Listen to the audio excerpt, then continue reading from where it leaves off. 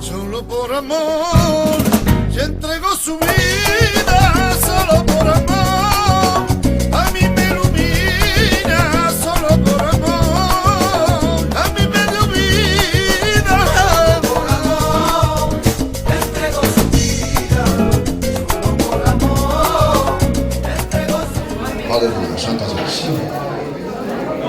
Bien, ¿cuántos dicen un amén para Dios? ¿Cuántos dicen un fuerte gloria a Dios? Le damos un fuerte aplauso al Señor con gozo, con alegría, para nuestro Dios.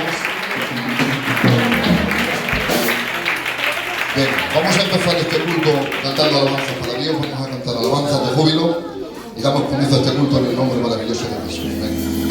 Tiene para mí lo más bonito de la vida, tienes agua limpia, pura, fresca y vitamina, tienes el deseo que en mi vida siempre está, y con haber nacido para mí una suerte,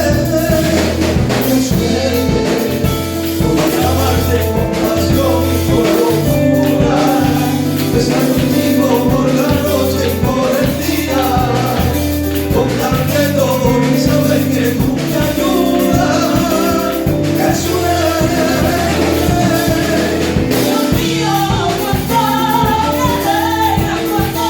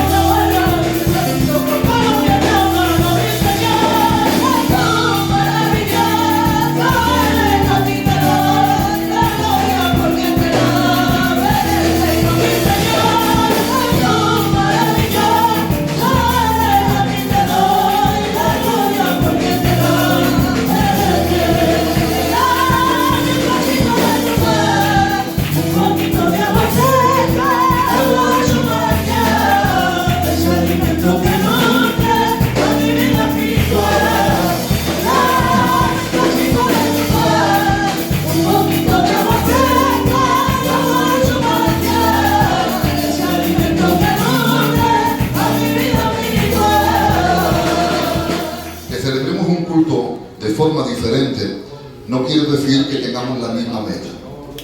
Lo importante es que todo lo que se va a hacer esta tarde va a servir para darle la gloria a aquel que vive. Estamos tan acostumbrados a una metodología de culto que cuando vemos algo diferente crea una cierta expectación, pero lo de menos es lo que se va a hacer. Lo que nos tiene que preocupar es que la gloria de Dios descienda. Si Dios no está aquí, aunque cantemos alabanzas, aunque queramos hacer un estudio, aunque el culto esté a tope, no significa nada, pues todo lo que hacemos lo hacemos para darle la gloria a aquel que vive. Vuelvo a repetir, aunque cambiemos la forma de hacer un culto, no quiere decir que la meta sea la misma. Venimos aquí porque queremos sentir a Dios. Venimos aquí porque queremos cantar alabanzas, estar unidos, porque esto es de Dios. El principal artífice de que este culto funcione no es la cantidad de membresía, es que Dios sustenta su obra. Por eso nosotros entendemos que a lo largo del día reservamos un día, una hora especial para darle la gloria a aquel que vive. Yo sé que hay personas dentro de la iglesia que son de mucha oración, lo sé porque me consta. Pero mucha gente, hermanos, a veces por motivos laborables o porque no paramos en todo el día, a veces nos tenemos que condicionar a dar una sola hora de culto para nuestro evento. Si a lo largo del día te ves que lo único que podés ofrecer a Dios en este día es este culto, te pido por favor que no te distraigas. Te pido por favor que si has venido a este lugar a adorar a Dios, que lo hagas consecuentemente. Que no traigas tus problemas en este lugar. Te lo pido por favor. Es un lugar donde te tienes que liberar de todo el peso que nos asedia. Dice el texto de la palabra del Señor: vengan a mí los cansados y cargados, que yo les haré descansar. Le he dicho muchas veces, no está hablando de un cansancio físico, está hablando del cansancio espiritual, de los avatares de la vida. Hay gente que vive con muchos problemicas, con muchos mareos de cabeza, y lo único que necesitan es sentir a Dios. Por eso en esta tarde te quiero rogar por favor que adoremos al Señor. Vamos a dar nuestro culto de Santa Cena, evidentemente, y luego pues veréis que tengo algo para compartir que creo que va a ser de bendición en el nombre maravilloso de Jesucristo. Presentamos este culto a Dios. Vamos a presentar este culto a Dios. He dejado atrás mi soledad, he abandonado lo que no edifica, me desanimé y te dejé de hablar. Yo no me daba cuenta y me fui alejando. He dejado atrás mi soledad, he abandonado lo que no edifica, me desanimé y te dejé de hablar. Yo no me daba cuenta y me fui alejando. He despertado de un mal sueño donde no estabas tú, y he llorado tanto y he sufrido tanto. He despertado de un mal sueño donde no estabas tú, y he llorado tanto y he sufrido tanto. Perdóname si alguna vez te hice daño, perdóname si alguna vez te abandoné, perdóname si alguna vez yo te hice llorar.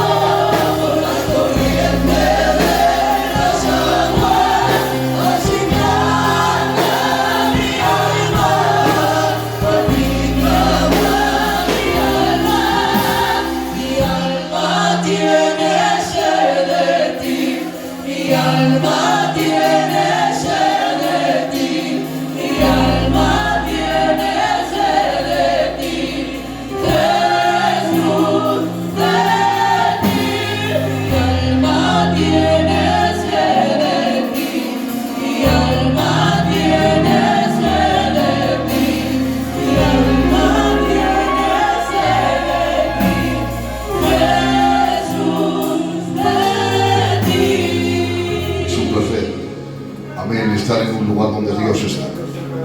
Aleluya. Bien,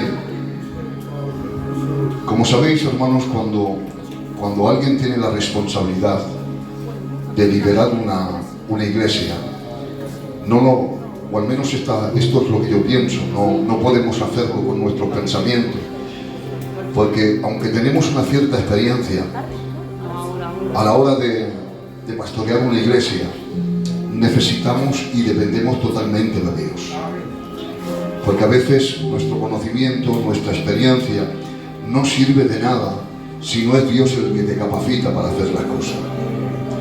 Y una de mis oraciones que tengo a diario con el Señor es que me siento tan agradecido, me siento tan útil de ser pastor de Badalona, que lo único que pido al Señor es la dirección de Dios.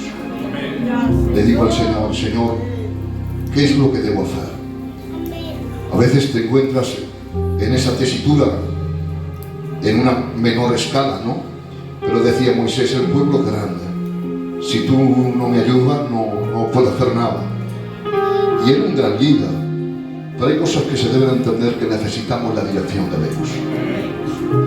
Y en algunas de esas oraciones el Señor ponía un sentir en el corazón, y es de intentar darle el peso que realmente tiene este libro.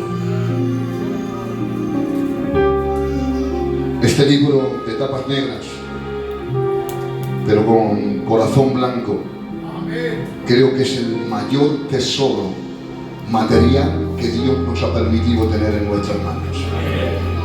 Sí que es verdad que en un término espiritual hay cosas que Dios nos tiene guardadas que son increíbles, pero si tuviéramos que decir algo material, este es el mayor tesoro del cristianismo. Un libro de tapas negras, pero con un corazón muy blanco. Debo deciros que en estos últimos tiempos, la apariencia, hermanos, de la Biblia en nuestras iglesias ha ido en desuso. Lanzo la piedra y sálvese quien pueda. No vemos muchas Biblias en las iglesias, cuando somos el centro de atención de todo este mundo. Ha ido en desuso. Miramos dónde están nuestras Biblias en nuestras casas, y están bien porque respetamos la palabra del Señor, pero no la usamos mucho. Nos estamos conformando que al poco conocimiento de la palabra del Señor, o que nos puedan transmitir, que sea el pastor, los obreros o alguien de visita que nos hable de la palabra del Señor, o que las redes sociales nos digan qué es lo que es la palabra de Dios. Y estamos en un momento donde estamos en desuso. Debo decir aquí con toda autoridad que no hay teólogo en la faz de la tierra que pueda ser comparable a lo que esta palabra dice. Todos los mayores teólogos, con todos mis respetos, porque al igual que yo, todos los que estamos aquí amamos la palabra del Señor y tenemos teólogos de referencia que son increíbles, pero se quedan en segundo plano cuando hablamos nosotros de la palabra del Señor. Los mayores teólogos beben de esta fuente, de este libro. Este libro es el que colma de esperanza la vida creyente y cristiana. Este libro es aquel corazón enlutado por una pérdida de un ser querido. Te hace transformar tu pensamiento y entiendes que aunque estás pasando por un momento malo y adverso, hay una esperanza en la vida creyente que Satanás no puede quitar. Porque sabemos que todos los que han partido gozan con Dios por toda una eternidad. ¿Cómo sabemos esto? ¿Por qué lo decimos sin lugar a dudas? Es raro, ¿no? Porque nadie ha visto lo que hay en el reino de Dios. Y sin embargo, te doy mi palabra, que todos los que estamos aquí no tenemos duda para eso. Y cuando hablamos de nuestros seres queridos que han partido antes que nosotros, decimos con confianza: están en el reino de Dios disfrutando, y es una separación momentánea donde nosotros estaremos viviendo con ellos también por toda una eternidad. ¿Por qué lo sabemos? Porque tenemos una fe inquebrantable en la palabra de Dios. Este libro da esperanza a aquel que no tiene ninguna. Este libro da fuerzas a aquel que no tiene ninguna. Este libro te empuja a tirar hacia adelante. Por eso es un libro tan perseguido. Por eso es un libro que, si queremos nosotros decir, y sobre todo los cesionistas, que piensan que ya no hay milagros, no hay dones, y a veces nosotros decimos: Señor, queremos ver un milagro en la iglesia. ¿Quieres ver un milagro? ¿De verdad? Los que quieran ver un milagro pueden levantar su mano, pueden gritar un fuerte amén. El que este libro esté en nuestras manos es uno de los mayores milagros que ha podido hacer Dios por nosotros, porque no ha habido libro más perseguido durante toda la historia del ser humano que este libro llamado Biblia. Luego entonces, hermanos, si es tan importante, si es el tesoro que Dios nos ha prestado, si es el bien material, hermanos, de Dios prestado a su iglesia, como mínimo debemos llevar un conocimiento de lo que significa este libro, cómo se compuso, por qué se le llama Biblia, cuánto tardó en hacerse, cuántos autores tienen este libro, qué género literario se compone. Son cosas esenciales que como cosas muy sencillas debemos de saber. Pero si yo preguntara a alguien en esta tarde ¿por qué a este libro se le llama Biblia? ¿Alguien lo ha pensado alguna vez? Los jóvenes seguro que lo saben. Mis hermanitas, ¿la saben alguna? ¿Por qué le llamamos Biblia a este libro? ¿No? No pasa nada. Para esto será esto. Para esto será esta clase de bibliología, para que la gente entienda cosas tan sencillas. Cosas que lo sabemos de toda la vida, pero no sabemos su significado. Y voy a intentar, hermanos, en esta tarde mensajeando, porque no va a ser un estudio, porque estamos delante de la iglesia. Un estudio a lo mejor es mucho más complicado, mucho más profundo. Yo lo que quiero es mensajear un poco para que tú veas la importancia de que este libro haya llegado en nuestras manos en pleno siglo XXI. Es un milagro de Dios que Dios nos permita tener este libro. Yo digo en esta tarde: gloria a la palabra de Dios. Esto es lo mejor que nos ha podido pasar. Es la fe inquebrantable del cristianismo. Con todos mis respetos a las actividades que podamos hacer en una iglesia, esto es más importante que hacer una danza. Esto es más importante que hacer un teatro. Esto es más importante que jugar a un partido de fútbol. Esto tiene que ser el arte principal de una iglesia, el estudio de la palabra. Amén, gloria al Señor. Cuando tienes conocimiento de la palabra, te lleva a la oración. Llevamos muchos años de evangelio y cosas tan sencillas debemos de aprender. ¿Me acompañáis? Amén, gloria al Señor, aleluya. Vamos a ver, y me ayudo de este artilugio para ir compartiendo y poder compartir lo que Dios ha puesto. Cosas esenciales que debemos de saber. ¿Por qué a este libro de tapas negras y corazón blanco se le llama Biblia? Vamos a entender el por qué se le llama Biblia. Miren ustedes. Significado de la palabra Biblia. La palabra Biblia proviene del griego biblo, que es un diminutivo de la palabra biblioteca, que significa libros. Esta etimología es fundamental para entender la naturaleza del texto, ya que la Biblia no es un único libro, sino una colección de textos sagrados escritos a lo largo de muchos siglos y por diversos autores en diferentes contextos culturales, históricos y lingüísticos. Pastor, explícate un poco, que eres muy técnico hablando. Yo te lo explico.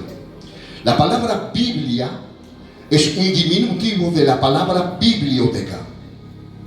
La palabra Biblia en el griego se le denomina biblos, que en nuestro idioma, en el castellano, simplemente quiere decir libros. Cuando nosotros decimos dame la Biblia, estamos hablando en el contexto original, dame los libros. La palabra Biblia significa libros. La palabra Biblia es un diminutivo de la palabra biblioteca. ¿Qué nos encontramos en una biblioteca? ¿Un libro? No. Nos encontramos multitudes de libros. Por esto, lo que quiero enseñar que este libro no es un libro tan solamente. Es un conjunto de libros escritos durante 1500 años. Lo que nos quiere decir que en este libro veremos que antes de que se formase lo que es la Biblia, si usted quería leer el libro de Daniel, tenías que ir concretamente al libro de Daniel y leerlo, porque el libro de Daniel estaba totalmente solo. Era un libro individual. ¿Alguien quería saber algo del libro de Apocalipsis o de las epístolas de Pablo? Pues tenías que ir exclusivamente y coger ese libro, porque estaban totalmente separados. Los padres de la iglesia vieron y dijeron, ¿por qué tenemos que tener estos libros separados? ¿Por qué no lo hacemos más compacto? Y en vez de tener 66 libros por allí repartidos, hagamos un solo libro con 66 libros en sí. Y de este libro se ha hecho una pequeña biblioteca. No es un libro que podamos leer como una historia, una novela, desde Génesis hasta Apocalipsis, sino que cada libro son libros individuales. Lo que se ha llevado, que para no tenerlos separados, se hace en un mismo libro. Ahora entendemos el por qué a este libro se le llama Biblia, porque en sí es una biblioteca, es un conjunto de libros en un mismo libro. Si nosotros dijéramos ahora que es Biblia, ya entendemos que estamos hablando de libros. Dame la Biblia, lo que estamos diciendo en el contexto original, dame los libros. Importantísimo. Ya sabemos qué significa la palabra Biblia. Ahora bien, si hemos dicho que es un conjunto de libros, ¿están los libros guardados en orden cronológico? ¿Qué nos enseña? No hay un orden cronológico. Cuando hablamos de un orden cronológico es que usted no puede leer la Biblia como si fuera una historia, porque no guarda un orden cronológico. Usted va leyendo y seguramente habrá textos que se hicieron antes que otros. ¿Y por qué no se ha guardado en orden? Porque se pensó que más que guardar un orden cronológico, ellos vieron más importante que haya un orden literario. Cuando hablamos de orden literario es conjuntar los libros que son de poesías en un sitio, los libros que son históricos en otro sitio, los libros evangélicos en otro sitio o las epístolas en otro sitio. Pero no hay un orden cronológico. La Biblia no sigue un orden cronológico estricto en su organización. Aunque algunas partes de la Biblia están dispuestas en secuencias que reflejan una línea de tiempo histórica, la estructura de la Biblia se basa más en géneros literarios y contextos teológicos que en un orden cronológico.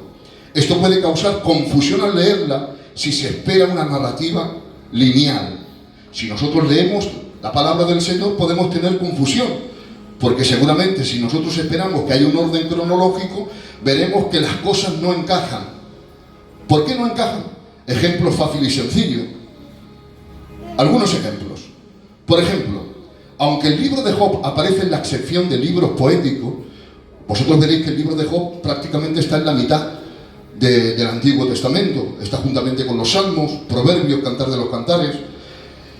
Muchos estudiosos creen que sus eventos cronológicos ocurrieron durante el tiempo de los patriarcas, mucho antes de los libros que le preceden, y como algunos creen, es el libro más antiguo de la Biblia.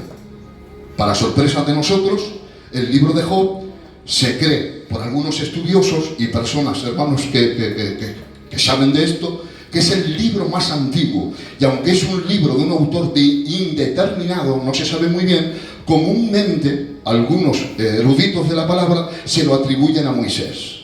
Entonces, si nosotros guardáramos un orden cronológico, estaría mucho más antes el libro de Job que el de Génesis, o el de Éxodo, o el de Levítico.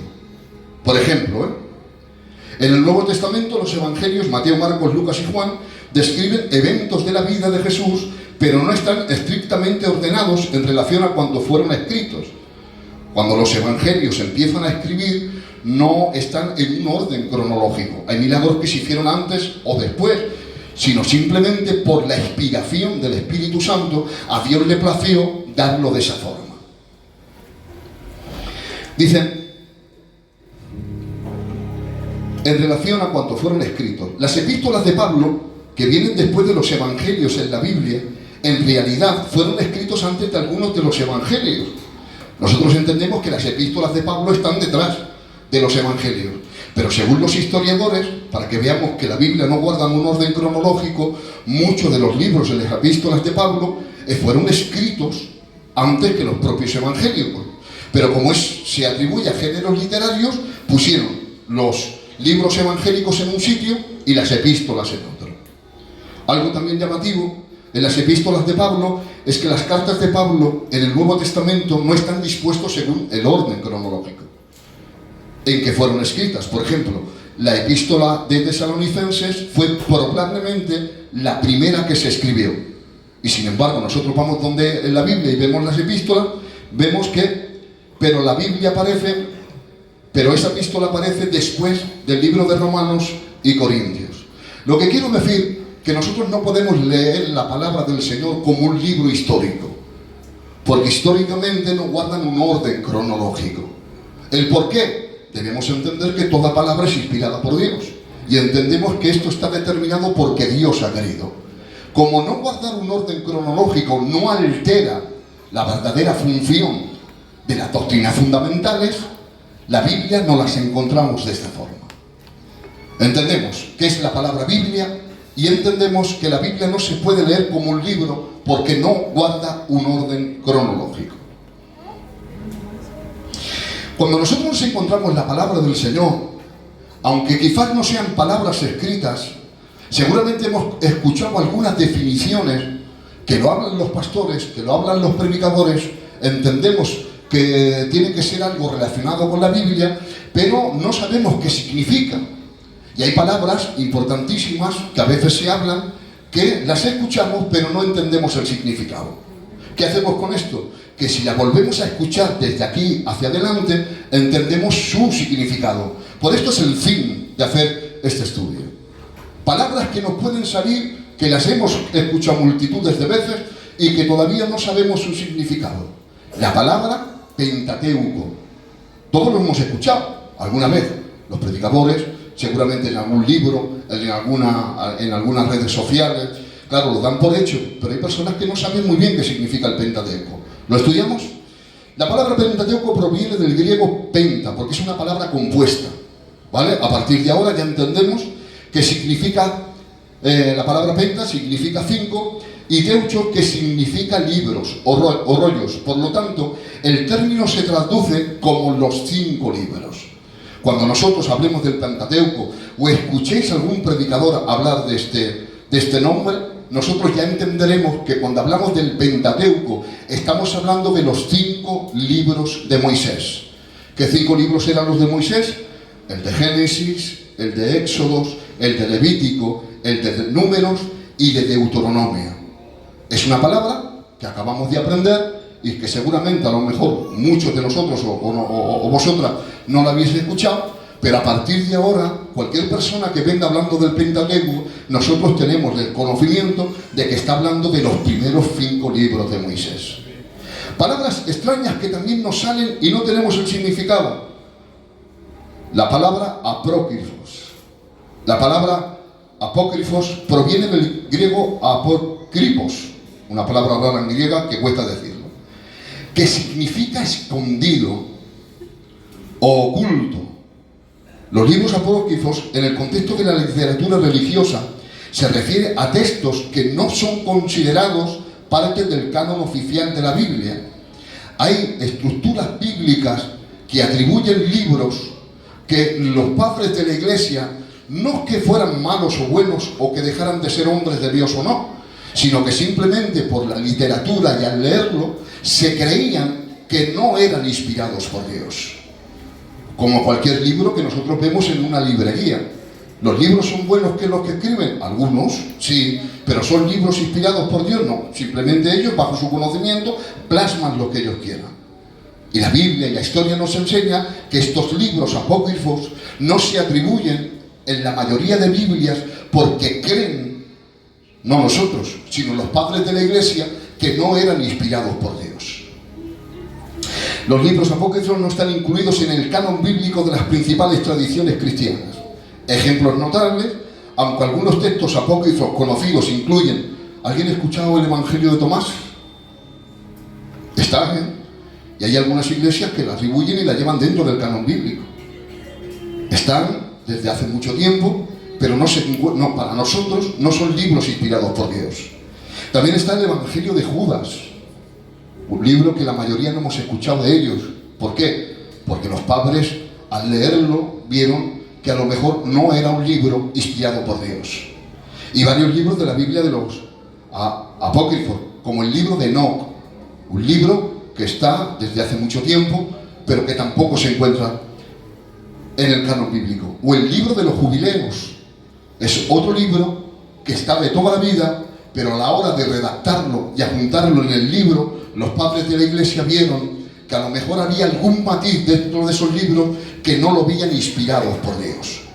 Luego entonces, si a partir de ahora sabemos qué significa la palabra Pentateuco y la palabra apócrifo, si algún predicador el día de mañana viene por la estrada y nos habla de este libro, ya tendremos el entendimiento de que está la palabra apócrifo, quiere decir como oculto, y son libros que no están en el canon bíblico porque los padres de la iglesia entendieron que no son libros inspirados por Dios. Seguimos.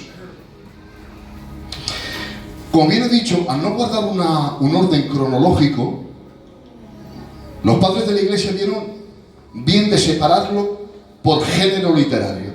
Y la riqueza que tiene este libro es impresionante, porque a lo mejor hay libros que se condensan en un género narrativo o histórico, o son poesías, o son libros proféticos, pero la Biblia contiene prácticamente todos los géneros literarios.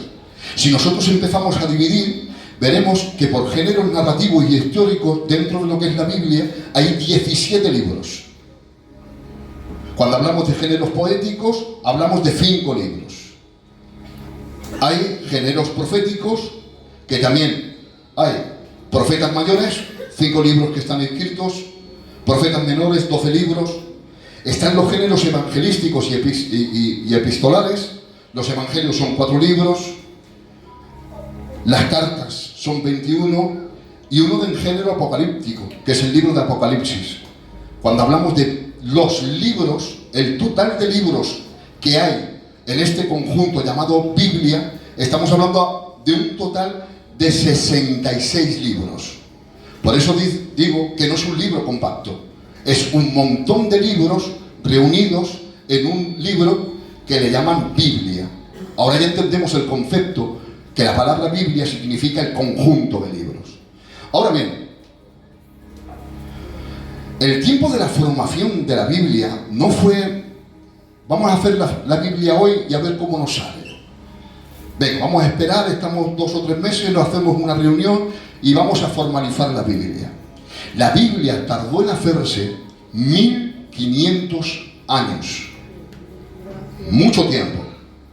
1500 años para formarse los libros.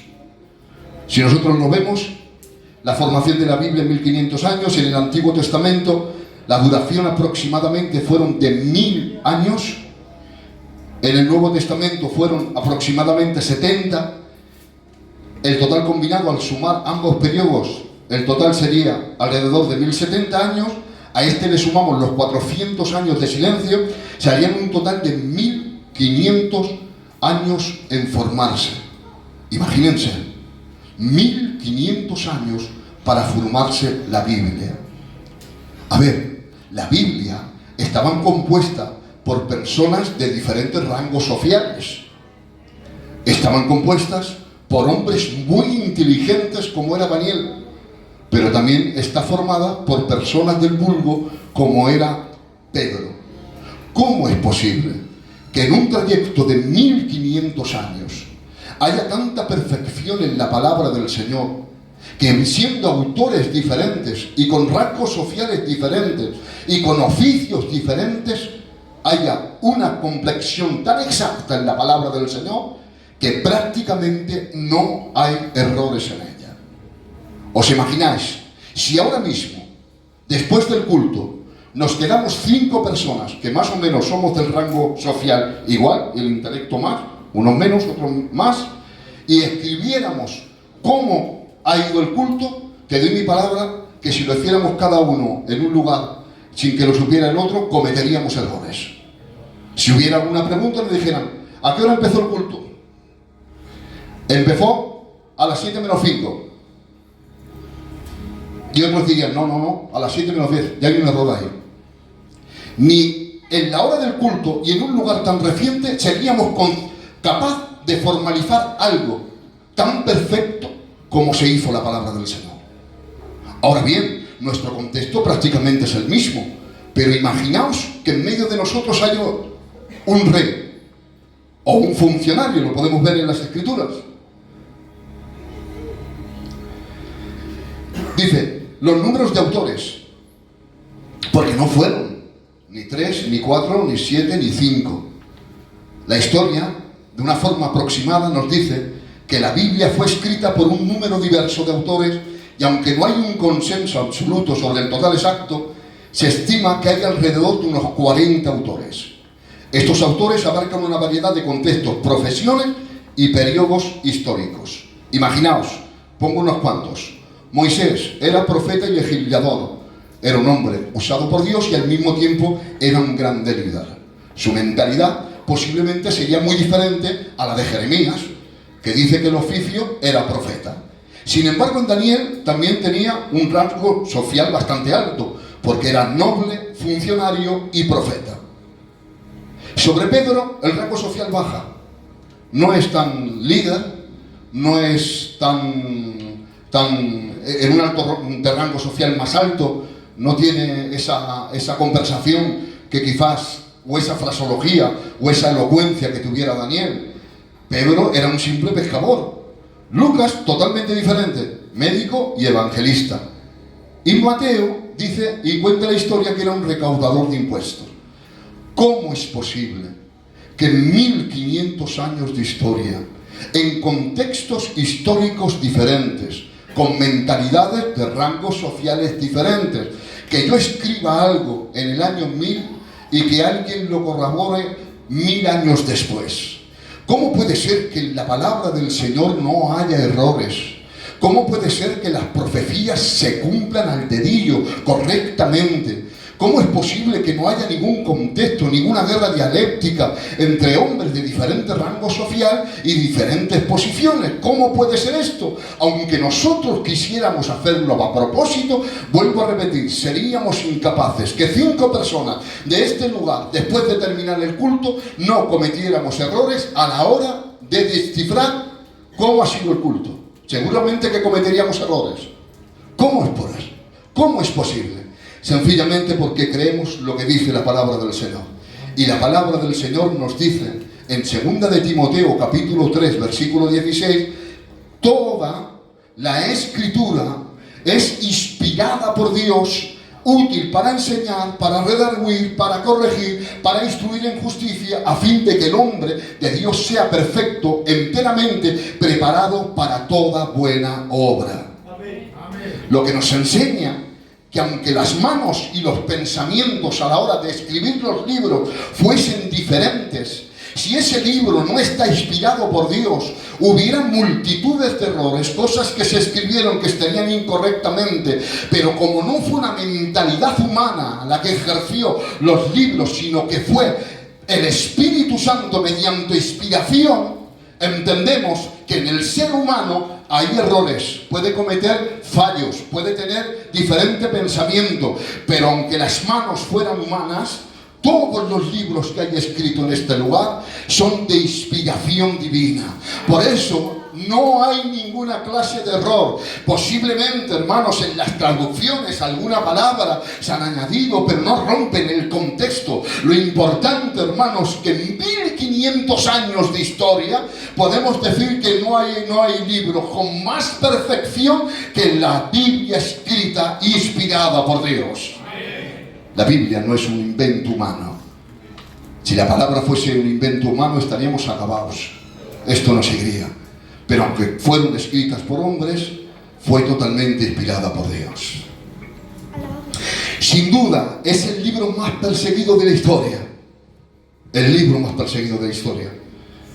Por eso decía, hermanos, al empezar, que este libro esté en nuestras manos. Es un milagro de Dios. ¿Cómo es posible? En 2000 años nadie ha podido destruir este libro. La providencia de Dios siempre ha estado para proteger la palabra del Señor. Pero evidentemente también el hombre, el ser humano, ha puesto de lo suyo. Es en los primeros siglos del cristianismo. En los primeros siglos del cristianismo, aceptar al Señor o ser cristiano no es lo mismo que ahora venir a un culto. Cuéntales historias, que era tan perseguida, el demonio lo sabía. El demonio sabía que si en los primeros siglos no destruía la palabra, esto era imparable. Por eso levantó una persecución impresionante. Los emperadores romanos, influidos por Satanás, que Jehová fiel lo reprenda, perseguían a todos los cristianos. De tal manera que los perseguían hasta la muerte. Y cuenta la historia que se tenían que presentar delante del emperador y tenían dos opciones. O decías que el emperador era Dios o seguías con tu creencia. Si decías que el emperador era Dios, te libraban de la muerte. Si decías que Dios era el único Dios fiel y verdadero, crucifixión y muchos hermanos con muertes horribles. No podemos criticar a estas personas si muchas de ellas, hermanos, dijeron lo contrario. Porque no se trataba, hermanos, de salvar su vida. Trataba, hermanos, de salvar su casa. Qué persecución más diabólica había en aquel tiempo. Que cuando una persona, hermanos, no negaba la divinidad de Jesucristo, no tan solamente moría él. Hermanitos, que esto es muy fuerte. A lo mejor me pongo yo y bueno, quién sabe, o cualquiera de nosotros. Pero tus hijos pequeños los vas a poner. Tu compañera, tu casa. Esto era algo muy fuerte. Y sin embargo la Biblia y la historia nos enseña que por no negar la divinidad del Señor Jesucristo, preferían morir en los circos de los leones. Y cuenta la historia, hermanos, que iban con sus niñicos pequeños. Esto es histórico, hermanos. Por eso te digo que esto es un milagro que haya puesto Dios. La providencia y la ayuda de mucha sangre derramada. ¿Os imagináis cómo es con sus criaturas? En los circos de los leones, hermanos, cantando alabanzas. Esto es histórico. Cantando alabanzas, hermanos, y no negaban su nombre. Por eso digo, hermanitos, qué lástima que la Biblia esté en desuso, que quizás no se le dé el lugar prominente en nuestras casas o en nuestras iglesias, porque se ha derramado mucha sangre sobre ella. Es verdad que Dios guardó la palabra, evidentemente, pero hay gente creyente y cristiana que ha dado su vida. La gente, hermanos, que tenían miedo, también tenía la opción de volver al judaísmo. Tenían la opción, porque ellos decían, bueno, esto es insufrible. Si nos pillan los romanos, o tenemos que decir que Él es Dios o vamos a la muerte. Pero, ¿por qué no vamos al judaísmo? Volvamos, si ya tenemos nuestra fe, ya sabemos quién hemos creído, hagamos el paripé y entremos en las sinagogas. Esto también era una opción, donde muchos judíos lo hacían. Pero los judíos también eran personas muy inteligentes. Y ellos sabían de antemano que con la persecución, muchos del cristianismo querían volver. Claro, y ellos decían, si vuelven, tienen que hacer una confirmación delante del pueblo. Que no era meterse en la sinagoga, que tenías que confirmar y negar delante de todo el pueblo que Jesús no es el Mesías. Y tenía que decirlo. Y tenía que decir que la muerte de Cristo en la cruz del Calvario ha sido justicia de Dios por intentar usurpar una persona que no era. Lo tenía que decir públicamente. Como también había algunas costumbres y algunas historias cuentan de que derramaban sangre en el suelo y los cristianos que querían volver al judaísmo tenían que pisotear la sangre en simbolía de que pisando la sangre de Jesucristo renegaban de la deidad de Cristo. De ahí muchos historiadores escriben y dicen, ay de aquel que pisoteare la sangre de Jesucristo, porque para ellos no hay remisión. Era imposible, hermanos. Era una persecución extrema para que la Biblia no pudiera llegar a nuestras manos, miles de muertes, hermanos, por un libro de tapas negras con un corazón blanco. Las gafas están por aquí.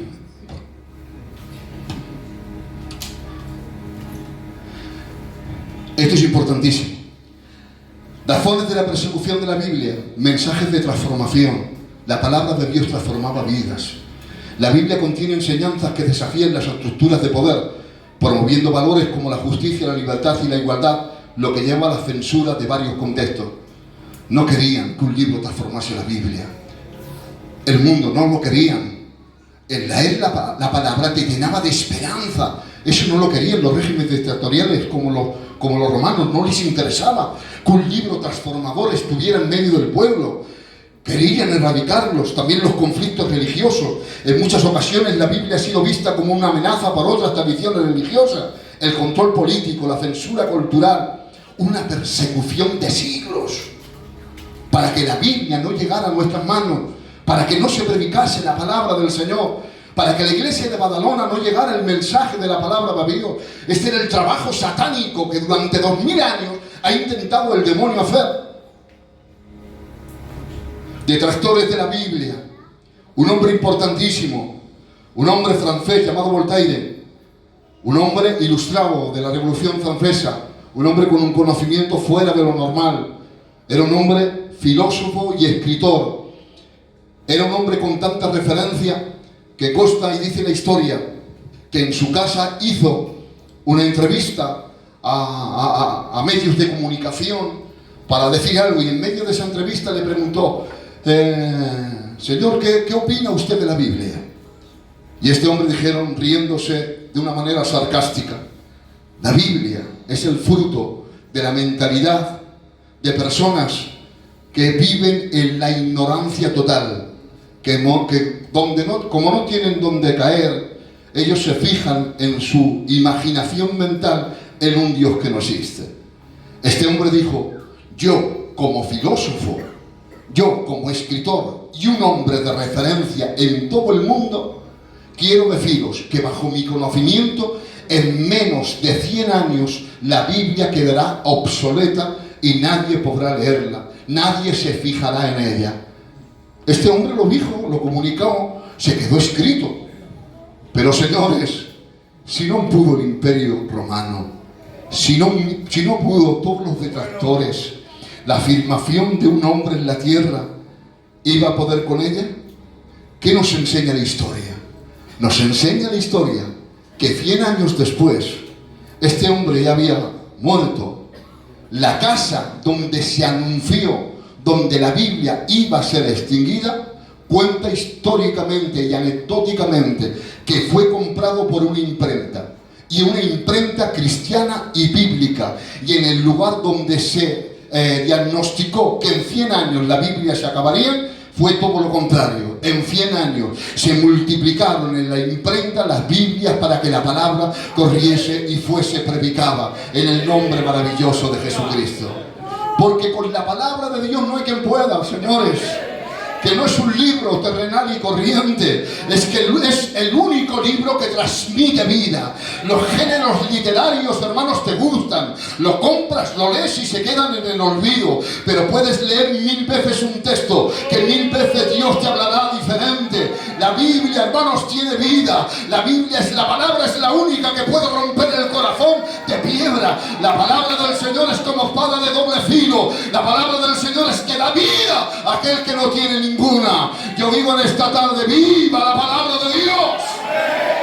Viva la palabra de Dios. Hay que darle importancia a la palabra del Señor. Es tan importante la Biblia, hermanos, que mientras los demonios pensaban de que esto se iba a erradicar, es el libro más vendido de la historia. El libro más vendido de la historia. No hay un libro, hermanos, en la tierra que le pise los talones a la Biblia. Las enseñanzas nos enseñan que el segundo libro más vendido de la historia es el Libro Rojo, que es el presidente Mao, algo relacionado con China. Las ventas estimadas se habían vendido entre 800 millones, ojo, que son muchas copias, y casi 1.100.000 de copias. Estamos hablando del segundo libro más vendido de la historia.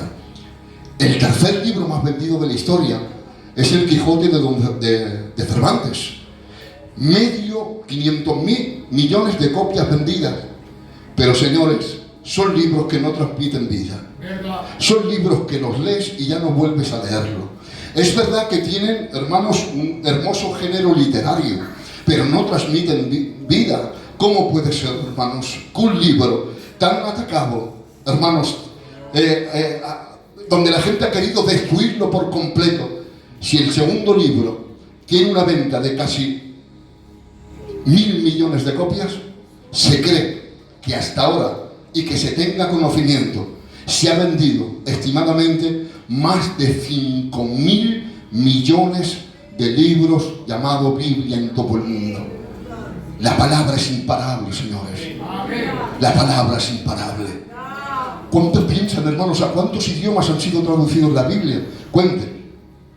¿Cuántos idiomas sabemos? Lo digo de memoria, ¿eh? Así de golpe en porrazo. Inglés, francés, alemán, italiano, chino. Ya está, ¿no? ¿Algo más? Es tan importante la Biblia en el mundo que nos cuentan que ha sido traducido a más de 3.000 idiomas. ¿Usted sabía que había tantos idiomas?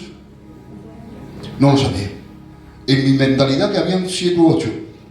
Es tan importante el impacto de la palabra de Dios en el mundo que ha sido traducido a más de 1.000 idiomas completos y porciones en más de 1.000 idiomas. Importantísimo. Es un milagro que Dios, que la Biblia ha llegado. Es un milagro la preservación y difusión de la Biblia a lo largo de los siglos, dado innumerables desafíos que ha enfrentado. Su capacidad para adaptarse y mantenerse relevante en diferentes contextos culturales y temporales es asombroso. La Biblia no es solo un libro, es un mensaje divino que ha sido milagrosamente preservado a lo largo del tiempo, brindando guía y esperanza a millones de personas en todo el mundo. Esto es la palabra del Señor. Esto es lo que promociona vida. Esto es lo mejor que nos ha pasado. Esto está por encima de toda mente teológica. Esto está por encima de toda red social. Si quieres aprender de la palabra del Señor, usa los teólogos, que es importante, pero el libro es incomparable. Esto es, hermanos, lo que es el causante de que tengamos una fe esperanzadora. Este es el causante que, aún no teniendo fuerzas y teniendo, hermanos, dificultades en nuestra vida, podamos seguir hacia adelante. Esta es la capaz de hacer de cuando vengas destruido, sin ganas de hacer nada, la palabra de Dios te restaura, te fortalece, te lleva, hermanos, te capacita para poder llegar a la salvación en el nombre maravilloso de Cristo.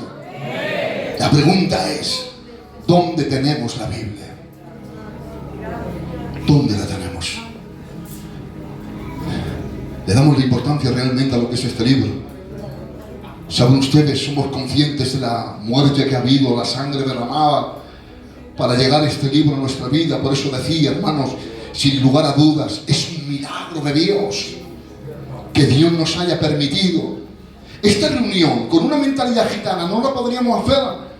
¿Por qué estamos reunidos en este lugar? Porque simplemente tenemos la misma fe. Creemos en lo que dice la palabra del Señor. Hay que aferrarse a la palabra del Señor. Cuando llega a su casica, amén, gloria al Señor, escrito un modo de reflexión. Evidentemente la providencia de Dios ha estado sobre este libro sagrado. Cuando llegues a casa, observa dónde tienes la Biblia y medita. Que tú tengas una Biblia en tu casa es fruto de la fe de muchas personas que derramaron su sangre para que la palabra de Dios llegue a nuestros tiempos. Yo digo en esta tarde, gloria a la palabra de Dios. Gloria a la palabra de Dios. La palabra de Dios es la única que transforma. La palabra de Dios es la única que nos llena. La palabra de Dios tiene que ser el artífice, hermanos, de cada culto. La palabra de Dios es la que nos debe guiar hasta el final. Cuando tengas alguna duda, alguna pregunta, por encima de la interpretación del pastor siempre estará la palabra de Dios. La palabra de Dios siempre estará presta para ayudarte, para bendecirte, para corregirte, para redarguirte y para llevarte a la salvación en el nombre maravilloso de Jesucristo. Le damos un fuerte aplauso a la palabra del Señor. Aplaude con más ganas porque es para nuestro Dios. Aleluya, aleluya, aleluya. Aplaude, aplaude, aplaude porque es para Dios. Dios ha querido que este libro esté en nuestras manos, señores. Esto no ha sido un esfuerzo humano tan solamente. Dios ha guardado la palabra para que se pueda predicar. Aleluya. ¡Más fuertes aplausos para la palabra de Dios! ¡Aleluya! ¡Santo Dios! Amén. ¡Aleluya! Inclina tu rostro por respeto al Señor. ¡Aleluya! Lo que Dios ha puesto en mi corazón lo he compartido, hermanos. ¡Aleluya! Esto simplemente le he hecho, hermanos, con la intención de que demos más valor a este libro. Amén. Para que demos más valor a este libro. Que se ha derramado mucha sangre para que se tenga en un lugar olvidado, para que le demos más importancia a las redes sociales que a este libro, para que le demos más importancia a lo que dice según qué teólogo que lo que nos dice la palabra del Señor. Hay que volver a este libro, hay que animarnos y volver al libro, a las escrituras, al libro de tapas negras pero con corazón blanco. Aleluya. Inclina tu rostro con respeto al Señor.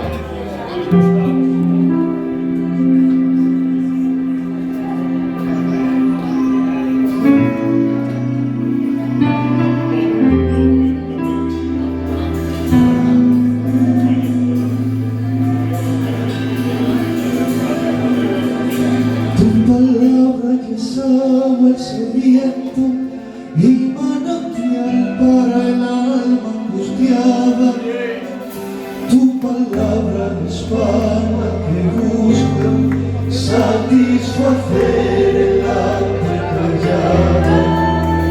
Tu palabra transforma a los hombres, cambia el corazón y lo llena de ilusiones, da esperanza y llena de vida aquellos que no encontraban razón para seguir, Señor, porque la vida no es nada sin ti. Tu palabra es agua al sediento y manantial para el alma angustiada. Tu palabra es para el que busca satisfacer el hambre callada. Tu palabra transforma a los hombres, cambia el corazón y lo llena de ilusiones, da esperanza y llena de vida aquellos que no encontraban razón. Señor, porque la vida no es nada sin ti. La palabra de Dios es pura y santa, es fiel y verdadera, que llega hasta partir el alma y tu corazón te ve. La palabra de Dios es pura y santa, es fiel y verdadera, que deja hasta partir el alma y tu corazón te pega, tu corazón.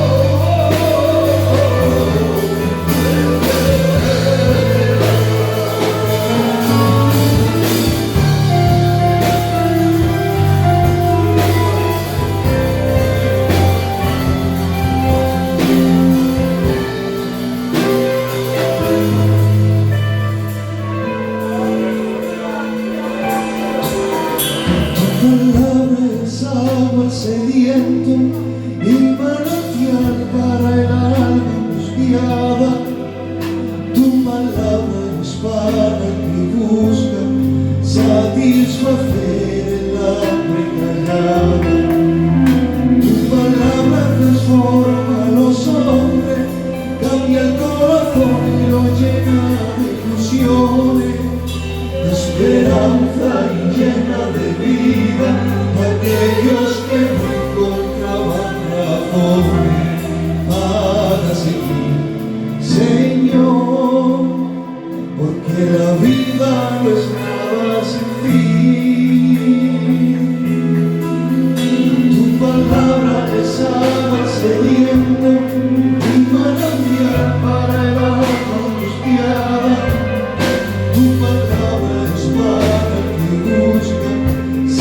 mismo fiel en la única llave. Tu palabra transforma a los hombres, cambia el corazón, lo llena de ilusión, da esperanza y llena de vida a aquellos que no encontraban razón para ser. Señor, porque la vida no es nada sin ti. La palabra de Dios es pura y santa, es fiel y verdadera, penetra hasta partir el alma y tu corazón me ve. La palabra de Dios es pura y santa, es fiel y verdadera, penetra hasta partir el alma y tu corazón me perderá.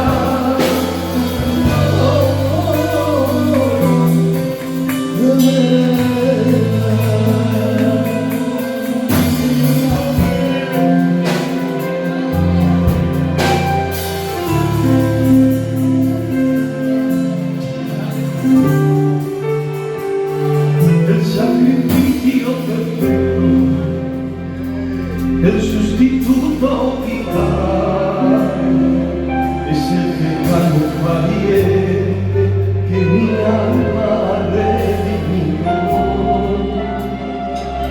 Es el cordero inmolado antes de que el mundo fuese. No había pecado el hombre y él ya estaba preparado. No puedo comunicar de con la sangre preciosa de Jesús de Nazaret. Herido por ti, para que yo fuese sanado, tomaste la cruz, perdonando mis pecados, solo por mí, sufriendo y desamparado por amor. De ti, herido por mí, para que yo fuese sanado, tomaste la cruz, perdonando mis pecados, solo por mí, desamparado por amor.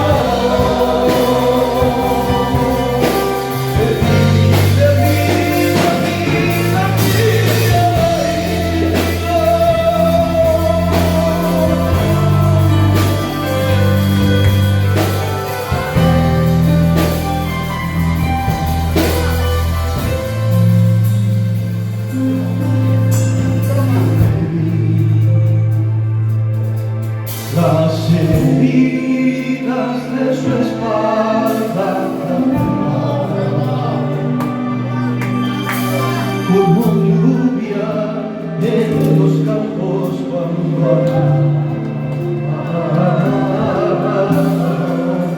yo te vi sufrir por mí. La avergoncé